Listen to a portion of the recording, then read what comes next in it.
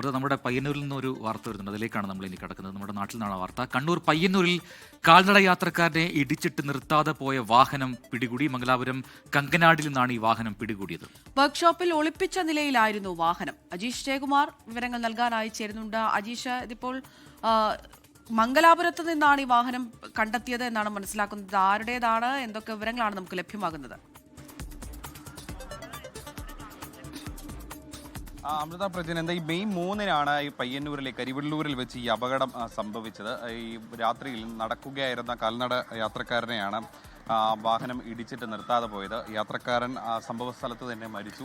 പിന്നീട് നിരവധി CCTVയിൽ ദൃശ്യങ്ങൾ കേന്ദ്രീകരിച്ച് നടത്തിയ അന്വേഷണത്തിലൊടുവിലാണ് ഇപ്പോൾ ഈ വാഹനവും വാഹന ഉടമയും പിടികൂടിയിട്ടുള്ളത്. തുടക്കത്തിൽ വലിയ വെല്ലുവിളി തന്നെ പോലീസിന് ഉണ്ടായിരുന്നു. കാരണം ഈ അപകടം നടന്ന സ്ഥലത്ത് ആവശ്യത്തിന് വെളിച്ചമോ ഒന്നുമില്ലായിരുന്നു. ദേശീയപാതയായിരുന്നെങ്കിൽ പോലും അവിടെ CCTV ക്യാമറകളും ഇല്ലായിരുന്നു. പക്ഷേ ഈ അപകടം നടന്ന ദൃക്സാക്ഷിയുടെ ഒരു മൊഴി വിവരണം, അത് ഈ ഒരു മൂടിക്കെട്ടിയ വാഹനം ആണ് ഈ അപകടം ഉണ്ടാക്കിയതെന്നൊരു മൊഴിയായിരുന്നു പിന്നീട് ഈ സാധനങ്ങൾ കൊണ്ടുപോകാൻ ഉപയോഗിക്കുന്ന വാഹനമാണെന്നുള്ളൊരു സൂചനയിലേക്ക് പോലീസ് എത്തിയത്. പിന്നീട് പയ്യന്നൂർ പോലീസ് കണ്ണൂർ മുതൽ ഏതാണ്ട് മംഗലാപുരം വരെയുള്ള 100ഓളം CCTV ക്യാമറകൾ വിശദമായി തന്നെ പരിശോധിച്ചു. അങ്ങനെയാണ് ഈ മഞ്ചേശ്വരം കങ്ങനാടിയിൽ നിന്ന് ഈ വാഹനം പിടികൂടിയിട്ടുള്ളത്. ഈ വാഹന ഉടമയെയും പോലീസ് കസ്റ്റഡിയിലെടുത്തിട്ടുണ്ട്. അൽഫാബ് എന്നാണ് ഇയാളുടെ പേര്. അവിടെ ഒരു വർക്ക്ഷോപ്പിൽ നിർത്തിയിട്ടിരിക്കുകയായിരുന്നു ഈ വാഹനം. ഈ അപകടത്തിൽ ഈ വാഹനത്തിന് കേടുപാടുകൾ പറ്റിയിരുന്നു. ഇത് നന്നാക്കാനായിട്ട് വർക്ക്ഷോപ്പിൽ കയറ്റിയിരിക്കുകയായിരുന്നു. അവിടെ നിന്നാണ് ഈ വാഹനവും വാഹന ഉടമയും പോലീസ് പിടികൂടിയത്.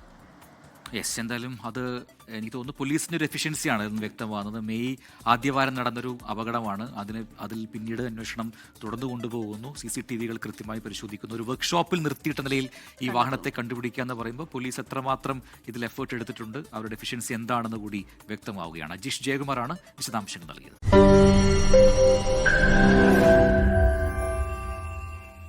ലോകത്തെവിടെയായാലും ഏത് സമയത്തും 24 വാർത്തകളും ഓഗ്മെന്റഡ് റിയാലിറ്റി പാക്കേജുകളും എക്സ്പ്ലെയിനറുകളും വിശദമായി കാണാൻ ഞങ്ങളുടെ YouTube ചാനൽ നിങ്ങൾക്ക് സബ്സ്ക്രൈബ് ചെയ്യാം.